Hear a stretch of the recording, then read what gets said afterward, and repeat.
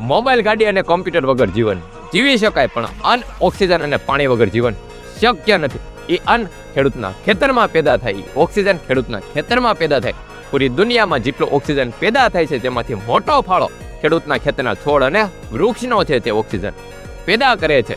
એ પાણી ખેડૂતના ખેતરના લીધે મળે છે. પૂરી દુનિયામાં જેટલો વરસાદ પડે છે તેમાંથી મોટો ફાળો ખેડૂતના ખેતરના છોડ અને વૃક્ષનો છે.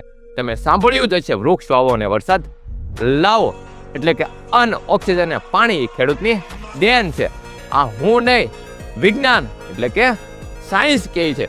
એટલે જમવા બેસો ત્યારે, પાણી પીવો ત્યારે, શ્વાસ લો ત્યારે, દરેક ક્ષણે ખેડૂતનો આભાર માનજો. તમારું સંપૂર્ણ જીવન ખેડૂત ઉપર આધારિત હતું, છે અને રહેશે. એટલે જેને પણ ખેડૂતનો વિરોધ કરવો હોય તો ખેડૂતનું પેદા કરેલ અન્ન ખાવાનું બંધ કરીને, પાણી પીવાનું બંધ કરીને, શ્વાસ લેવાનું બંધ કરીને ખેડૂતનો વિરોધ કરજો.